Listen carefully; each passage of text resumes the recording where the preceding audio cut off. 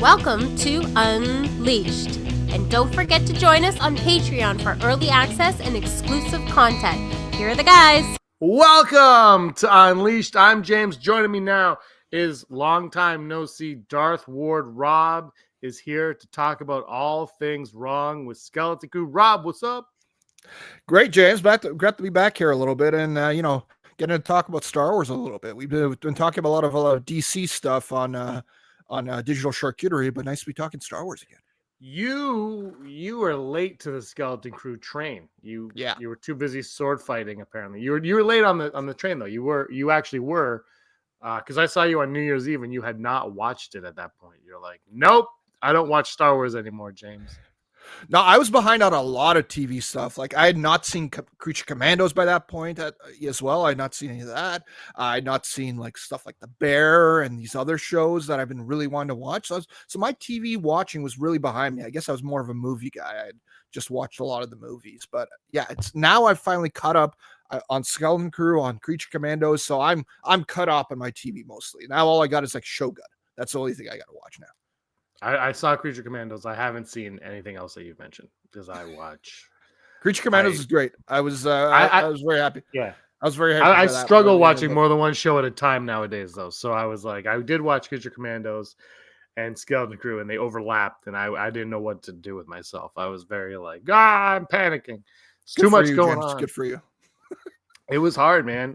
I'm growing up. I'm becoming myself and everything, and. Anyway, let's talk Skeleton Crew. You wanted to come on and you wanted to talk about it. So what, we're going to do our predictions for the finale. We're going to discuss what to expect from the finale, the preview show of the finale. Thanks to everybody joining us. Like, subscribe to the video, all that stuff. But what are your thoughts on Skeleton Crew as of right now? What are your thoughts on it?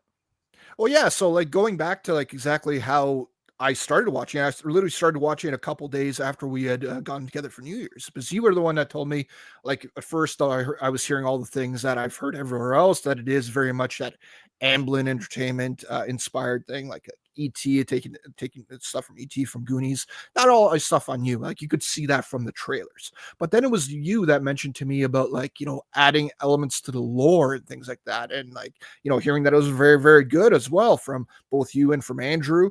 That's what kind of got me really, really interested. I was going to check it out no matter what, but that's when I was like, okay, I'm going to make this appointment viewing as being one of the first things I watch after the new year. And that's what it turned out to. And then I just started watching the first episode, rolled into the second, and before I knew it, I was completely caught up, within a day, to what was live. And ultimately, I think the show is really, really good. I was surprised about the added elements, especially the way something like Ad-Atten will fit into the larger mold of the Star Wars universe, especially when it comes to New Republic type of lore. And I just find it fascinating, and ultimately a character like whatever we want to call him, Jod, or what is his name? His toy is Jod Nunna Wood, so we could refer to him as Jod. Sure, let's call him Jod Nunna Wood, but I kind of want to refer to him as Crimson Jack, just because the owl like to call him that way, as all the other aliases that he had. But regardless, Jod is such a fascinating character to me, and yeah, he turned a little. For wrestling fans, he went a little heel over the last couple episodes. A little heel, a little heel. But I still find him so fascinating. I really want to know what's behind on this character, what his backstory is, because I think it has a lot of he can literally be one of the best Disney era created Star Wars characters to me, depending on how they handle the ending, which I think we gotta yeah. We're a few hours away from figuring out how they're going to deal with it. That's I really enjoyed the show. I'm a little concerned with how it's going to end. Apparently this episode's about 50 minutes long, which here's my problem with that. And everybody watching this will totally know why. It's going to be 50 minutes. So it's going to start at 9, and I have the Disney Plus with commercials. So it's going to start at 9. It's going to end like a 5:55 for me, or 9:55 for me, okay? So it starts at 9, ends at 10, and then Brock and Heidi are going to go live right after. Right. All of a sudden, I'm looking at after 10 p.m. start time. We go on until after 11. I'm getting too old. I can't stay up this long for these shows. So listen, Disney, I need you to do the 30-minute episodes are perfect for me. I can watch it and record. and have a good night's sleep. You know what? So this series, especially, I haven't felt like the half hour has been a problem for it. I think they've used their time well on this series. That being Mostly. said, yeah, the first episode was long. It was like 45 minutes, 50 minutes around there. And the last episode being long, I think that's going to work to its favor because now, there's a lot of questions that they have to answer still.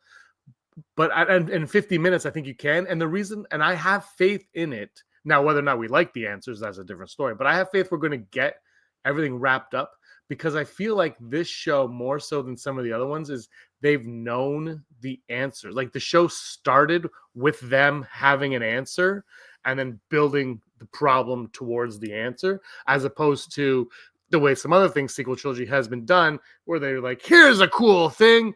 And it's like, why? And no one really cares. And they just kind of go with it being a cool thing and we all have to accept it. I feel like this one started with this is the secret. We have the secret, the mystery, if you will. Now let's drive towards it. So that's why I have faith that we're going to get. I could be wrong, but that's why I have faith that we're going to get there because I think they've known all along how this is going to end. And it's kind of felt that way. Like the way when we never get quite the answer on Jod Nunna, is he a Jedi? Is he not? It never feels cheap. Like it never feels like they're withholding information. It's like they're telling us just enough that we need to know.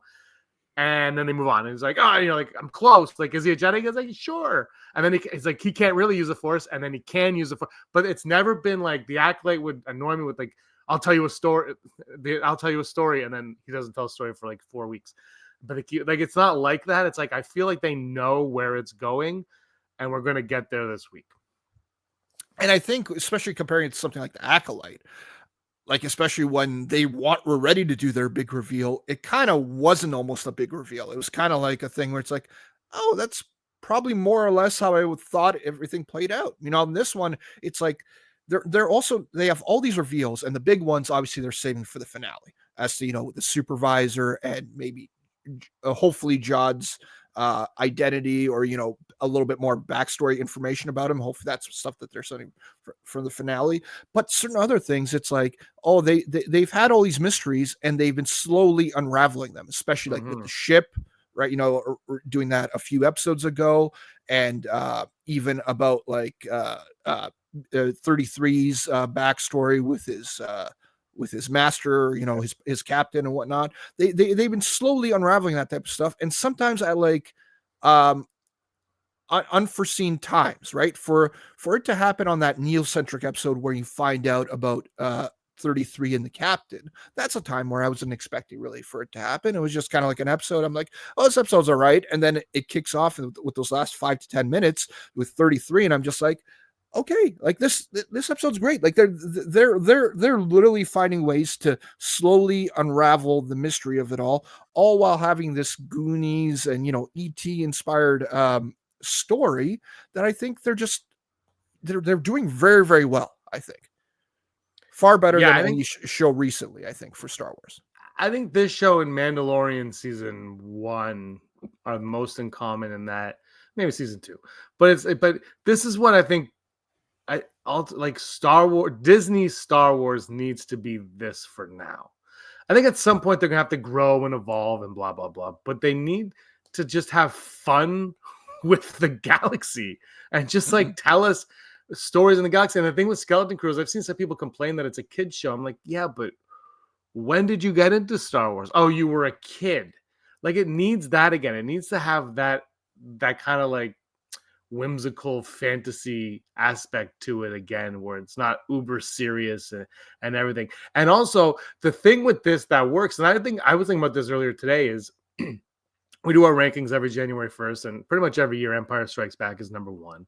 And you poll anybody, and 90% of the people will say Empire Strikes Back is their favorite.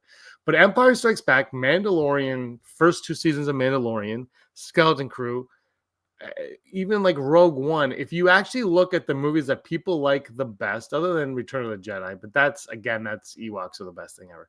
But if you look at the movies that people like, the Star Wars that people like the best, they are a small scope story, a very intimate story. Like Empire Strikes Back, the galaxy doesn't play a factor. I mean, the galaxy, like, it's not like Palpatine, the Emperor, is out there trying to destroy. He is, but that's not what the movie's about. We're following Han and Leia, and we're watching Yoda with a Muppet, or Luke with a Muppet, and that's the story. It's like these very small, intimate stories. And Skeleton Crew is this isolated to the kids, and we're following these kids. And Mandalorian was Din and Baby Yoda at the time. Like, and it's like this. I think the smaller the scope, the stronger they are, because they don't have to worry about all the other stuff around it. They can focus solely on what they're doing. And I think the ones that don't work are ones that they try to do too much, and especially when your runtimes are a half hour long. The less you focus on everything around your characters and just focus on your characters,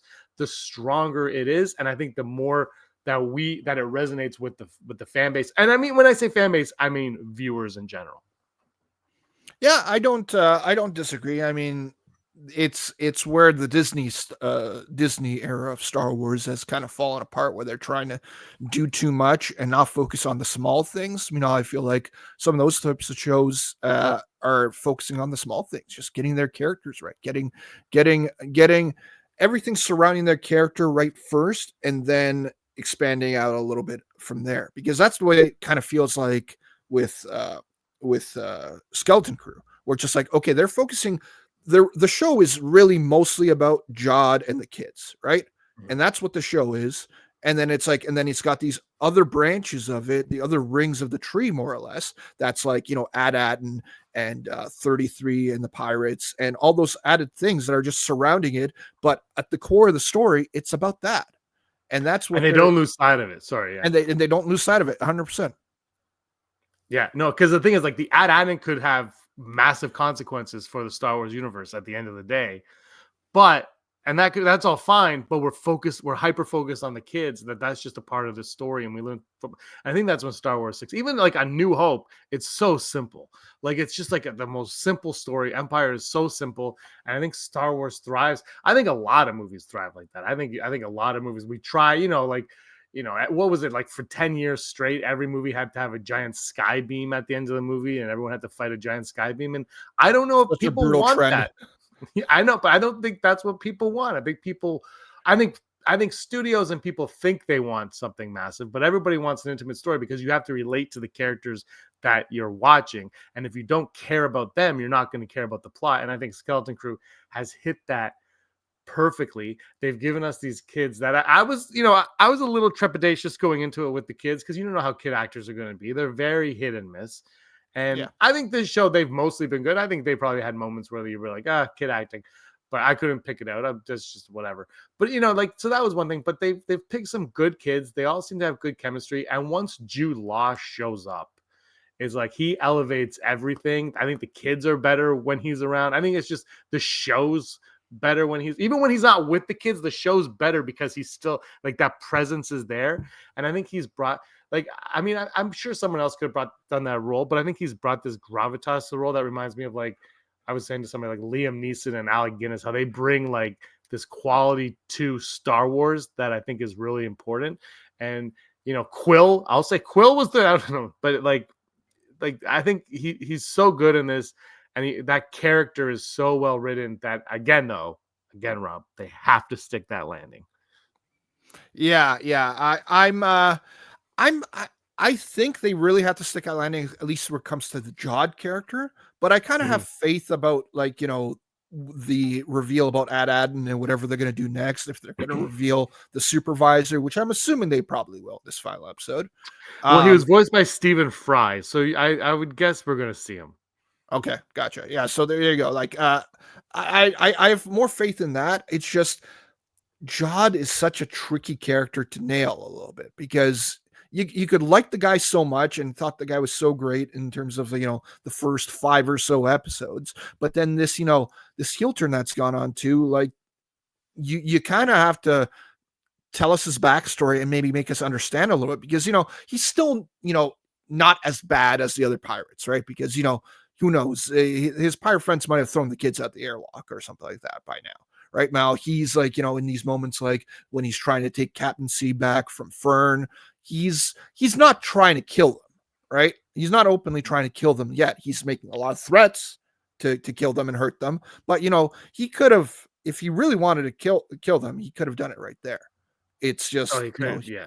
Yeah. He chose to, let them live in some type of way. Like, I don't know how he's going to turn out, and I hope he stays bad just because I'm like one of those fans. I just want a bad guy. But at the same, like you said, he had a chance to do all that. He let the mouse thing live that was inside Smee's head, right?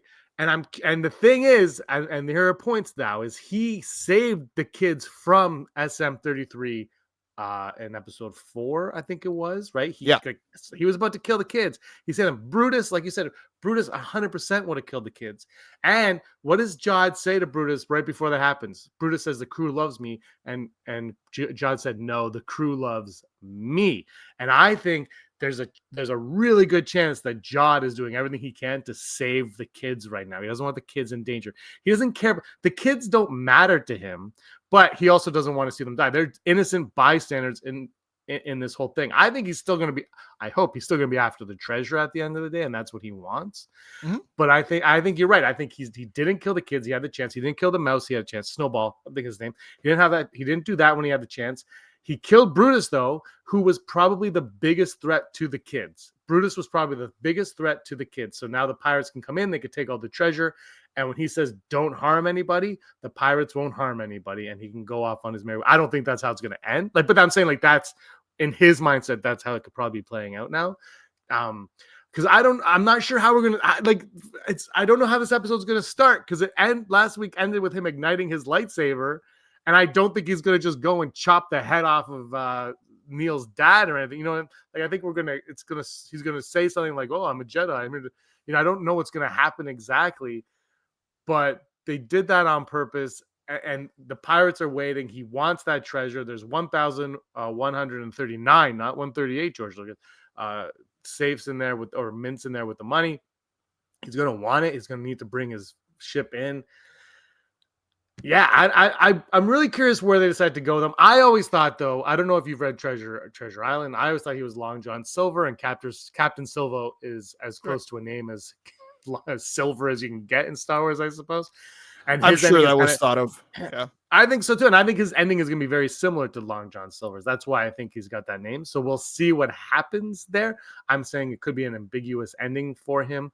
That being said, though, with the Filoni movie possibly coming up in 700 years, and they're going to bring Skeleton Crew characters into that, how is Jude Law not one of the ones that you want? Like, as much as we all want to see Neil, obviously, like, how is Jude Law not like an actor that you're like, bring him in? Like, we need Jude Law in the Filoni movie. It's really weird because it's a case where it's like a lot of these other characters. Yeah, I want to see someone like a Disney created character like Din Djarin and Grogu. I want to see them interacting with core Star Wars characters. But this is a weird one. To me, I almost don't want any of these characters to, intermingle with that type of stuff, because I like this kind of staying a little bit separate. Like we discussed this, I think, with some of our DC stuff. It's less like Disney has a case where a lot of times they seem to shrink the universe a little bit.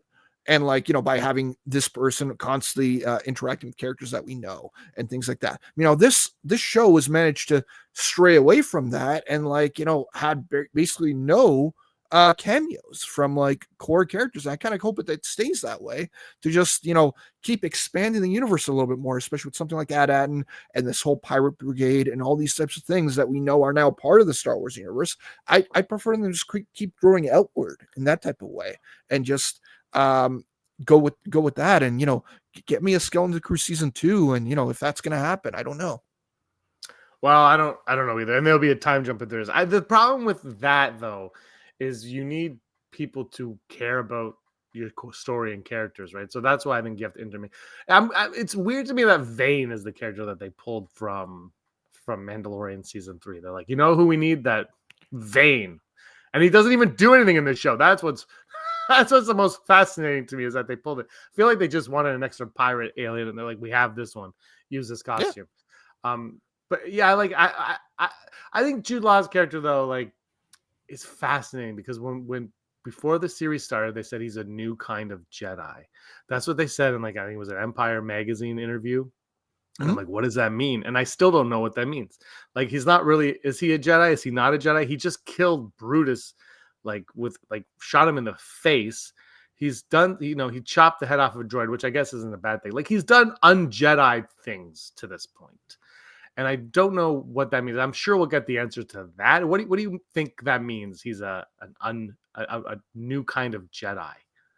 I think it's just, we've seen that, after something like Order 66, you had Jedis that have gone off and, had to survive different ways, right? Whether it's Obi-Wan and Tatooine, just staying low and just not being noticed whatsoever. Yoda, secluding himself completely, right? Ahsoka going wherever the heck she went. And, they've all survived. Where the heck Yeah, where the heck she went. And we've all seen them survive different ways.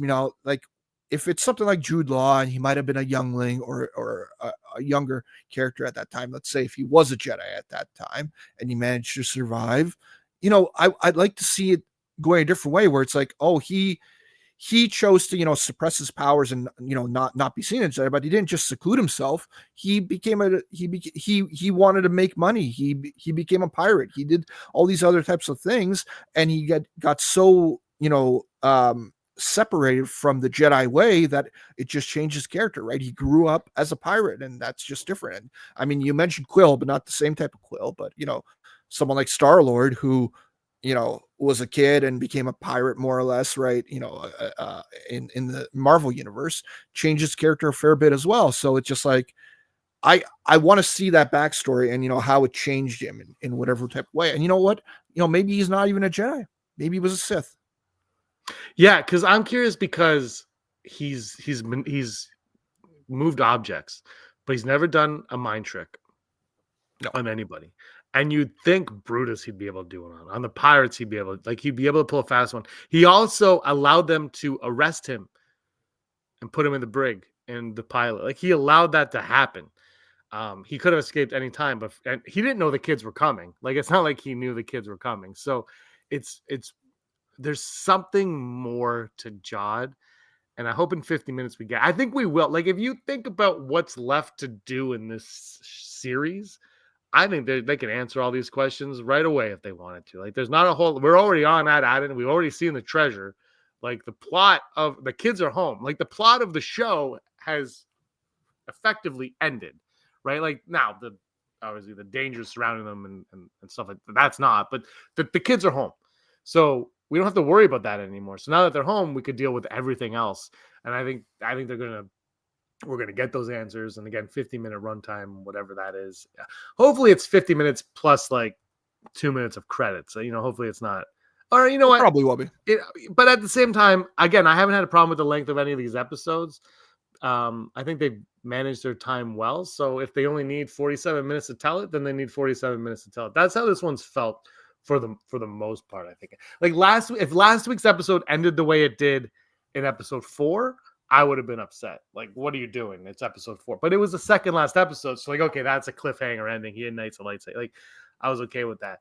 But yeah, I really enjoyed it. I can't wait to see what they do with Jod. I don't know what the new Jedi means. I hope it wasn't a lie, though, Rob. That's what I'll say. I hope that the showrunners weren't just like lying, like he's a new kind of Jedi. It's like, no, like either he is or he isn't, and I hope they didn't lie to us about that.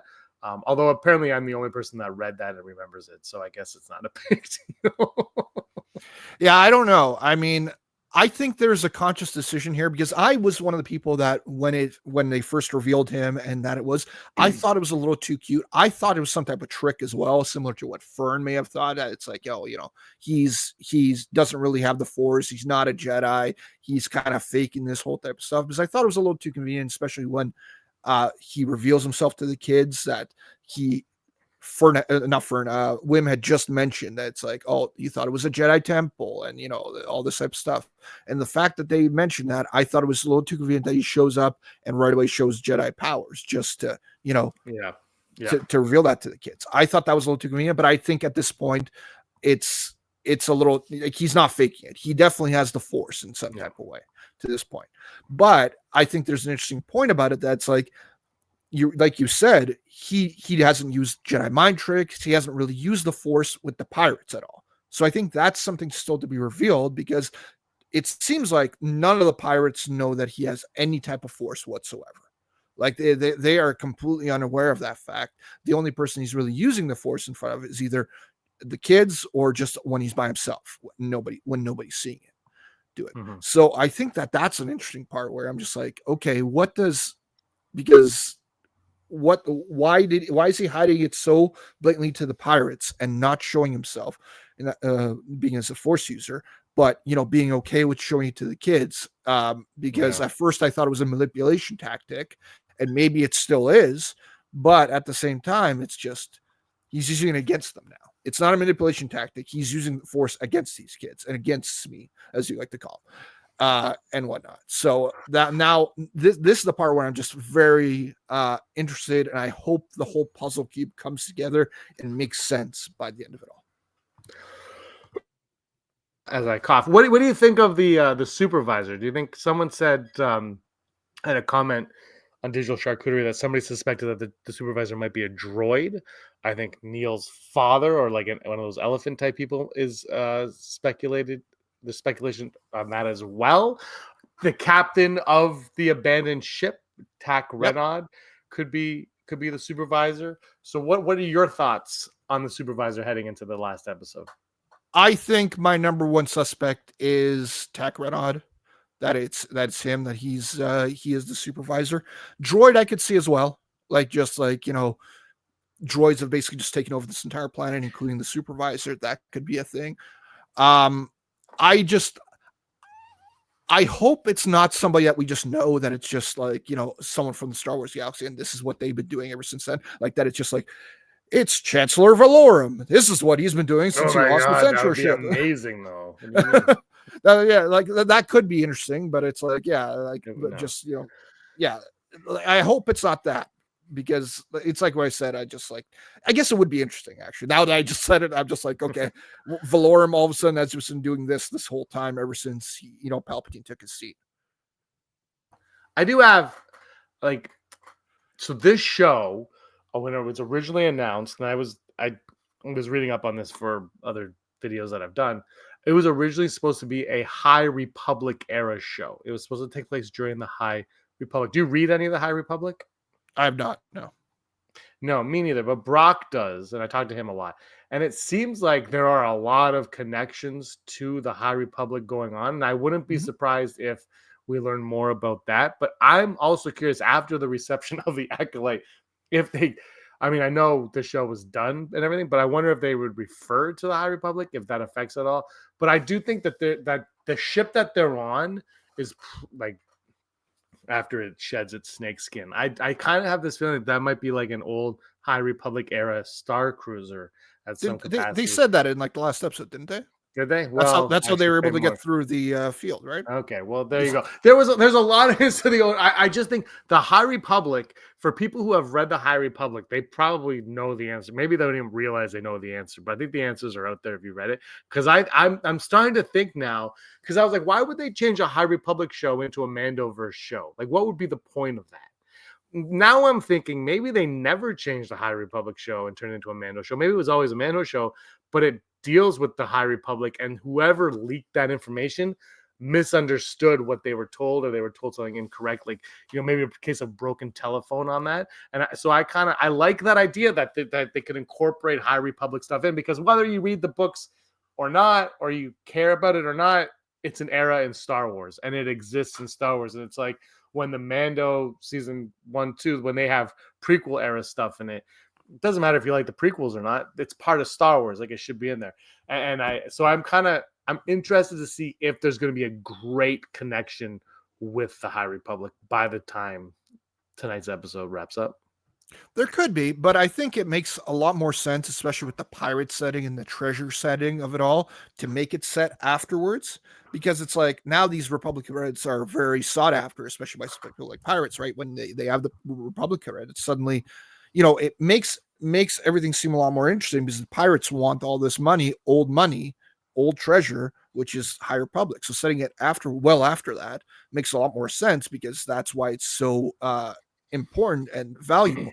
I also think it's very interesting that it's like, these guys were these people, Ad and all these people that live there, were on that end for this whole huge amount of time and learned about, all pirates, planets like Coruscant and Alderaan and whatnot, and then completely missed this whole war as I could just keep calling her Owl Lady. I know that she has an actual name, but like she said, oh, you missed the war, didn't you? And all these types of things. I think that's a lot more interesting, that it's like, oh, they missed all this big amounts of history, and they're really working off of old information, and that just makes them, stuck in time, in that in an old time, and just makes everything a whole lot more interesting when it comes to the mysteries of that. Yeah, no, I agree. And that's why I'm starting to think that this was never a High Republic era show, but this was a show that deals with elements of the High Republic in the Mandoverse. Yes. And the High Republic did have pirates named Nihil. I think they're the main villains of the High Republic. Someone will correct me in the chat, but that's what. So I'm curious if they're going to be mentioned at all in this as well, and what we're going to get from it. But I'm really excited to see where we go, and I do think that we're going to get some more High Republic references in this, but I don't think they're going to be stuff that if we haven't read it, it's not going to matter. I don't think it's going to matter. I think it's a time period, right? It's just, this is a time period. It's like saying, oh, look at this, I've got this ancient Roman artifact. Like, it's something like that, where you don't need to know what the High Republic is or was. But I'm really curious where they're going. I want to know if Kim's coming back, little owl cat lady. I wonder if Kim's going to come back. I don't know if she will. She already called in the X-Wing pilots, right? So yeah, I don't know if she needs to come back or not, or what the purpose of her to come back. Like, we're on at also we have to remember, we're on at Aden. So for anybody to show up, either we have to get off of at Aden again, or they have to come to at Aden. And if at Aden is that hard to find, I'm hoping not a whole lot of people arrive at the finale. Yeah, if it would be a little odd if, like, the X-Wings show up and then all of a sudden Owl Lady's on there with the X-Wings. That would seem a little odd, but I guess it's possible. But yeah, I don't know. I mean, we probably won't see her again, and I think it's an odd part too, because I remember when we were talking about the Acolyte before, I spoke about it when it was like, oh, the finale was coming. I'm just like, this can be the end. I don't need a season 2. They tried to bait me with Plagueis, but I'm just like, I'm not biting. If there's no season 2, I'm fine with that. Doesn't look like we're getting a season 2. But this is one where it's like, yeah, it's very story driven, very, mystery driven, this show. I don't know how they could replicate that in a season 2, but I think more than anything, unless, this finale ends poorly, I just want to see a season 2 just to see these characters back and interacting again. Yeah. But I think that at the same time, that has to very much depend on how they close off the story with Jod's character, because, if he just becomes, even worse than he has been in the last 2 episodes, and, he shoots Fern's mom, or, does something like that, then it's just like, okay, man, well, maybe my want for a season 2 will be kind of depleted, because they kind of wrapped everything up and kind of killed a little bit of the momentum that I was loving with the show. Yeah, I'm curious how it's gonna end. I would like a season 2 only because I like the characters that they've given us, and I like the Star Wars world is back, and I feel like this is, I hope the ratings haven't been good for this show. They didn't, like, they were less than Acolyte, but they seem to be creeping and growing every week. I think word of mouth has been positive. It was number 1 on Disney Plus last week, I believe. So that's big for Disney Plus. I don't know. I guess a lot of people aren't watching Disney Plus, but that's good for them. Has the viewership been growing or staying steady at least? I think it's been growing, like, not like a ton, but I think it's growing. I think I'm really curious to see what the viewership will be like when it's all completed and the binge watching begins. When people who are like, I'm just going to wait for it all to drop and watch it all at once. That's what I'm curious about, because I think Acolyte, I don't think people did that. Like, I think people were going to do that, and then when word of mouth wasn't very good, and the critics Acolyte like started here, and then yeah, exactly, and it tanked, and then so I think this is going to be the opposite, but I'm curious what's going to happen. Like, are people going to watch it? I do think, though, that we've gotten 8 series since 2019 on Disney Plus. 8 Star Wars series on Disney Plus since 2019. That is a lot of Star Wars on TV in a short amount of time. And when you think about it, I've liked most of it, but a lot of them haven't been praised by a lot of people, and the Acolyte was clearly the tipping point of it all. And I think people need a rest from Star Wars. Now, Andor is coming out in April, so they're not going to get it right away. I think people But need it's such a a different type of Star Wars, right? It's completely different, and the ratings aren't going to be good for Andor season 2 either. Like Andor season, and I love Andor. Like I'm not saying I don't love Andor, and I hope it does poor. Like I effing love Andor. I think it's phenomenal. It's the best looking Star Wars show we've had. But the ratings were massive for it, and it cost $700 million to make both seasons combined. Nuts. It's just that's still crazy to me. It's the dumbest number. Look, the number doesn't matter to me because it's not my money. But what's going to happen is the second season is going to come out, and it's going to be okay. Like it's going to be hopefully a really amazing season, but viewership is going to be what it's going to be. It wasn't massive for the first season. Why is it going to be massive for the second season? Half the fan base is going to say it's boring. A quarter of them are going to say it doesn't feel like Star Wars, and the rest are going to say it's the best Star Wars since Empire Strikes Back. That's just how it's going to be. But that doesn't matter to Disney. What matters is how many people are watching it, how many people got a subscription to Disney Plus to watch it, blah, blah, blah. And that's when they're going to say, oh, maybe Star Wars is dead. And then I don't know what they're just going to throw like the Baby Yoda hour at us or something, because that's what they think people want. And I don't think it is. I think Skeleton Crew is what people like. Maybe not exactly Skeleton Crew, but this type of show. I hope they're paying attention to the Rotten Tomatoes, which I cannot stand. If you look though, the audience score and the critic score, they're very high. They've hit with both sides right now. This is the first time since like The Force Awakens this has happened for Mandalorian. No, they're Mandalorian. It's the first time it's happened in 6 years, 7 years, 5, maybe season 2 of Mandalorian. Like it's been a long time since Disney's. Andor wasn't good on both. I don't know what Andor was, but I know the problem like Andor, but Andor didn't. Hold on, let's see. Rotten Tomatoes Andor. Here we go. Season 1. Okay, it was 87 and 96. Okay, it did well. So, yeah. But still, it's like you said, it's like Andor is such a very specific one that not all I think almost all Star Wars fans will think it's good at least, and then that would bump it into that idea. But it's like, yeah, like you said, it's not for everybody because it's kind of an anti-Star Wars show. Yeah, it's definitely for adults. And it's anti-Star Wars. Skeleton Crew. So Skeleton Crew actually has a lower audience score, but who knows if they got hammered by the haters on there. So it's still 80%. Like it's still friggin' up there. Like they've hit it both sides. To me, it's my third favorite Star Wars show right now. I mean, again, it'll hinge a little bit what happens. Andor. Okay, never mind. Andor, Mando, and okay, never mind. I don't know why I forget that. I forget that Andor is a show sometimes. And I love Andor, but it's like. Look, I think Andor should have been a show. Skeleton Crew probably should have been a movie. Mando season 3. This is why Mando season 4 being the movie, I'm really happy about because season 3 should have just been a movie. Obi-Wan should have been a movie. Acolyte should have been a movie. Boba Fett should have been these all should have been movies. These are just movies chopped up into pieces and they're making us watch them weekly. Skeleton Crew doesn't feel that way.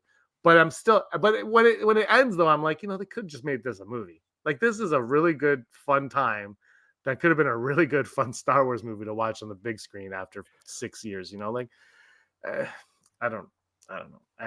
But it's part of the fun part where I like certain week-to-week binges where you just not binges, but week-to-week shows where just you get to talk about it every week. I think Skeleton Crew is a really good show to just talk about every week. I've said this before where I did on Digital Charcuterie Mandalorian season 3. I did shows on that. I didn't do reviews, but I did like videos on the episodes, and they got pretty good views. From back then, I didn't have as many subscribers as now. Like it was pretty good views because even though people didn't seem to like the season, it was still the weekly aspect, the questions that you're like, are we going to get the answers? And I think with Favreau and he who also executive produced this. I think you have faith that even if you don't like it, that it's going to have an ending. Like, that there's an end game coming up and we're on path to something. And so you can speculate. Whereas like the Acolyte, I didn't do any because I was like, I don't even know what to speculate anymore. And like Andor is great. We could talk, but I don't even know what you would speculate on Andor, to be honest. It's a very different show. It's like I freaking love Andor to death, but it's so different. It's not as fun. as Mando and Skeleton Crew. Where And you're it's like you "Oh, said, there's what's going nothing on?" there's nothing to really speculate about with Andor unless you're speculating about what happens to Stellan Skarsgård's character. That's the only thing. But it's like Yeah, the story's and who his written on sisters. Andor. The story on Andor is written, right? Yeah, and it's great. We're just now finding out the chunk in the middle as to what happened. Exactly. Yeah, and there's nothing wrong with that.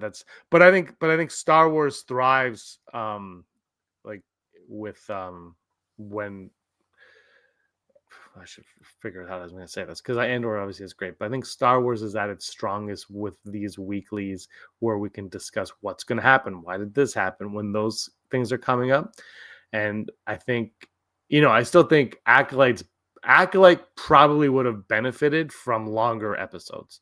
The show cost way too much money to begin with, but it needed longer episodes because that was a show which Mandalorian season 3, episode 1 and 2 both felt this way. And Ahsoka, part of Ahsoka felt this way too to me, where they just felt incomplete. The episodes felt incomplete at times, and you're just like, what just happened? Like that's not a full episode. Whereas I don't think Skeleton Crew have had that. I think even Rebels, where sometimes Rebels episodes felt short, they didn't feel incomplete. They just felt rushed.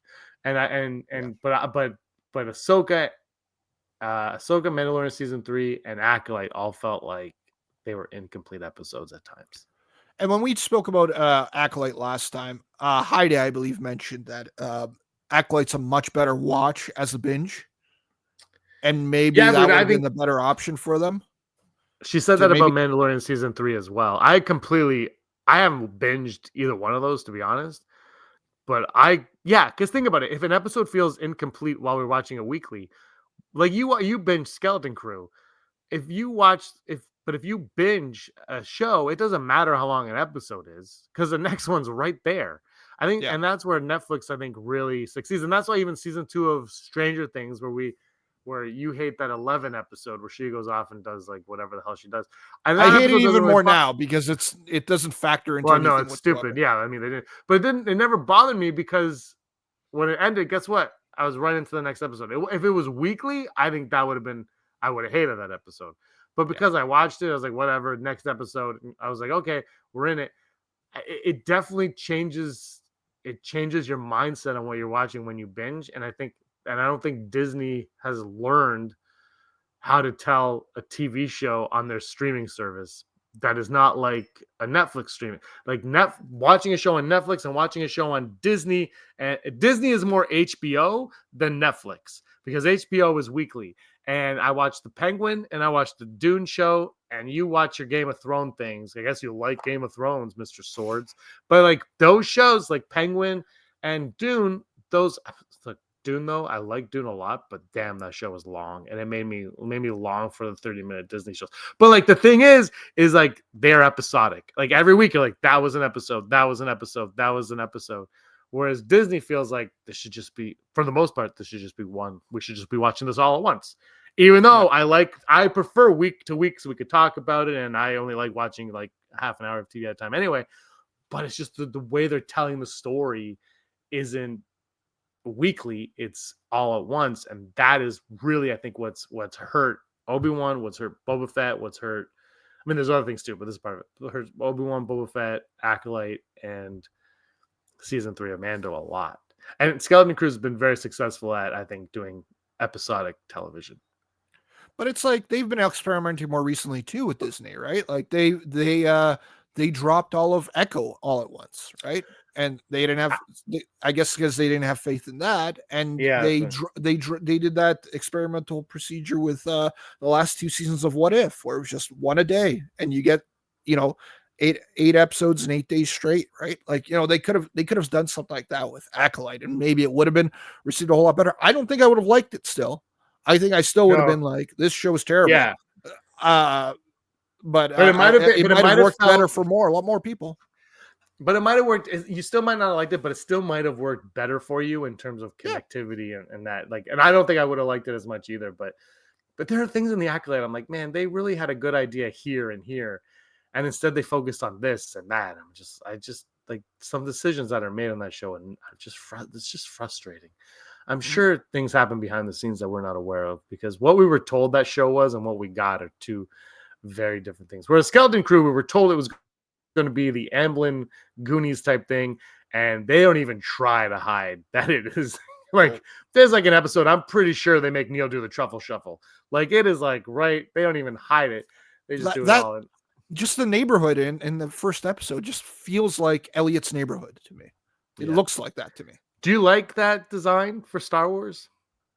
I think for this type of, I think it works extremely well for this because that was the whole point of it. Like AT-AT's supposed to look odd for Star Wars and just a little off with certain things that happened in that first episode, and I think that worked perfectly. Like it's not off to us really. Like, aside from, some of the more futuristic things that are incorporated in the Star Wars galaxy, but for that just to be included in Star Wars and seem a little off, and, that just worked perfectly for it because AT-AT was supposed to seem off. AT-AT was supposed to seem a little odd and get the kids to later go when they hear about certain things about AT-AT and go like, wait a second, maybe there's something is wrong here. What is the great work and all this type of stuff, right? Like, I think it worked superbly well. I thought almost every episode was great. I liked certain episodes more than others. The one episode when we were talking about length that I think felt short to me was that second episode where, but you the way they dropped them is they dropped the first and second episode, and it had a natural ending. That second episode had a good ending with the revelation of Jod and as being a Jedi. That's a good ending, and ended the way it was. It was just, it felt short because it was like that happens and it's over. It's like, oh yeah, that's the way the episode should end, but everything from when it started to when it ended just felt short to me. But I think every episode I thought was good. I think that episode is also short because the first episode is like almost twice as long. Yes. So like you watch, so I think that, and that's a problem too when you drop two at once. It's like you go from 45 minutes to like 27 minutes. You feel it. You're like, oh, what's it like? Because you are mentally the show is that long, and then they switch it up on you. And look, as much as I like the short run times, and I think they mostly have been working for the show, I also don't know why they're so short. Like sometimes I'm just like, there's like when they're 27 minutes or whatever, I'm like, why are you that short? And again, I over 35 minutes really. They're that short because otherwise the show would cost as much as Andor. but Andor episodes were long, weren't they? Yeah. They're like, I want to say in that first season, like the shortest episode was like 45 minutes or 50 minutes. Yeah, and it worked for that show because it's more adult, whereas this one's more kid friendly. So I think the shorter episodes work. Whereas Acolyte, I think, would have benefited from, and they had the same budget, the same ridiculous budget as Andor. I don't know where the hell that money went for that show, but like if they would have had longer episodes and better set design and cinematography, that I think the scripts obviously there's a lot more, but like I think it just people would have been a lot more satisfied with it. I think they rushed everything on that show. And like Andor, you tell me it costs a lot of money. My reaction is different from Acolyte because I can see the money in Andor. Right. Yeah, no, 100%. And it's just, there's so many holes in something like Acolyte to me. It's just like, from the budget being so big and not seeing the budget on screen to just terrible writing for some of the characters. And actually, now that I'm looking at it, I guess episode 2 of Andor was 38 minutes. So I guess it did have some shorter episodes. Yeah, well, for the most part, we were sitting at 50 minutes. But they dropped the first 3 episodes at once. Yes, they dropped the first, so it really didn't make any sense. It did, like time again is like So if you go after the first 3 episodes, the shortest episode was 46 minutes. I do think one mistake with Skeleton Crew was Christmas Eve and New Year's Eve. I thought those were stupid decisions. Like they dropped the first one on a Monday night, which is dumb to begin with also, because now you're up against Monday Night Football. It's the Monday after Thanksgiving. I just don't think that was a smart move. And then Christmas Eve, New Year's Eve, I don't think those were smart moves either. And just there's some weird decisions being made. I almost feel like they were trying to like hide the show, but it's so good. I hope word of mouth catches on. I hope they stick the landing tonight. Any final predictions, Rob, for tonight's episode? Any final predictions? God is Snoke. I think we will get the supervisor reveal, and I think it's probably going to be the pirate captain. I forgot his name again. Tack Renaud. Jack Renaud. I think it'll likely be that. That's my guess, because there's still a mystery that they're leaving off with that character. Well, where it was like, oh, the ship crashed. Yeah. 33 left on the ship. Where's Tack? Right. There's still a mystery there, and there would be an added mystery because considering how decayed some of those bodies were, how is Tack still even alive? I guess would be the question. Maybe it's both. Maybe he's a droid now. What if Smee is Tack Renaud? I guess that's possible, but then there's the weird part where it's like, why did he erase part of his own memory and things like that, right? I don't think he is. But somebody, I think it was Heidi, Executive Producer Heidi, said either she came up with it or somebody else did, that Snowball the mouse might have been the captain of the ship. Maybe Snowball is Tack Renaud. How about that? That'd be very odd. How but amazing. Did you notice how Jai didn't kill the mouse though? Yes, correct. But I think it's more so that he just doesn't care why kill a mouse, right? That's true. All right, those are our thoughts on it. Let us know what your thoughts are in the comments down below. Rob, anything you want to plug? No, just you got me on Letterboxd, Nightwing with 6 instead of a G, and I hope to be doing more of these videos and stuff like that again. Get back in contact with you guys, with the Rebel Scum fans and the charcuterie fans, and talking more about some very exciting stuff that I'm sure is to come in 2025. Daredevil, Superman. I'm very, very much looking forward to a lot of the projects, Andor as well, and even something like Last of Us. I can't wait to get some of these shows and movies down and start watching these. Should be great. You can do the videos on Last of Us, because I think I might pass on. You're not gonna watch, James? I watched the first season. Yes, yeah. Like it. Yeah, and I do not care. Okay, and it's coming out around the same time as Andor, and I'm going to be just watching Andor, and well, if you're a golf fan, maybe you can watch Last of Us. A golf fan? Yeah, those who know. I don't know. I'm gonna watch that. I'll watch Daredevil as well. Anyway, I just hope we have a good show, and I hope they have a really good landing. Let us know what you guys think in the comments down below. Thanks for watching, everybody. Rob, thanks for being here. Like, subscribe, and until next time, may the force of others be with you. Scumbags, thanks for watching. Don't forget to give us a thumbs up on our video. As always, please subscribe to our YouTube channel, Rebel Scum Podcast, for all the latest videos.